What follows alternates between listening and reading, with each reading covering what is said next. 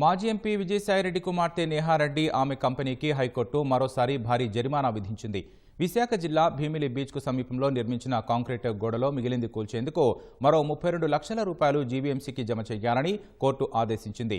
అంతేకాకుండా షోకాజ్ నోటీసులకు సమాధానంగా రెస్టోబార్ల విషయంలో తగిన ఉత్తర్వులు జారీ చేయాలని జీవీఎంసీకి ఆదేశాలు ఇచ్చింది.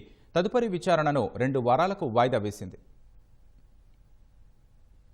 విశాఖ జిల్లా భీమిలి బీచ్కు సమీపంలో నిర్మించిన కాంక్రీట్ గోడ అంశంలో మాజీ ఎంపీ విజయసాయిరెడ్డి కుమార్తె నేహారెడ్డి ఆమె కంపెనీకి హైకోర్టులో మరోసారి ఎదురుదెబ్బ తగిలింది. బీచ్లో సిఆర్జెడ్ నిబంధనలను ఉల్లంఘించి నిర్మించిన కాంక్రీట్ గోడ వ్యాజ్యంపై హైకోర్టు విచారణ చేసింది. ప్రభుత్వ ప్రత్యేక న్యాయవాది ప్రణతి వాదనలు వినిపిస్తూ గోడ కూల్చినందుకు ఇప్పటి వరకు అయినా 48.21 లక్షల రూపాయలు చెల్లించాలని, మిగిలిన గోడ కూల్చడానికి 31.97 లక్షలు ఖర్చవుతుందన్నారు.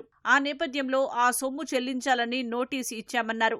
మిగిలిన గోడ కూల్చేందుకు మరో 31,97,000 రూపాయలు 2 వారాల్లో జీవీఎంసీకి జమ చేయాలని నేహారెడ్డిని, అవ్యాన్ రియల్టర్స్ కంపెనీని హైకోర్టు ఆదేశించింది. కాంక్రీట్ గోడ నిర్మించి పర్యావరణానికి నష్టం చేసినందుకు 17.46 కోట్ల రూపాయలు చెల్లించాలని కేంద్ర పర్యావరణ అటవీ మంత్రిత్వ శాఖ నేతృత్వంలోని కమిటీ ఇచ్చిన నివేదికపై అభ్యంతరాలు తెలిపేందుకు మరికొంత సమయం కావాలని నేహారెడ్డి ఆమె కంపెనీ తరపున సీనియర్ న్యాయవాది ఏ సత్యప్రసాద్ వాదించారు. అభ్యంతరాలు తెలిపేందుకు ధర్మాసనం 2 వారాల సమయం ఇచ్చింది.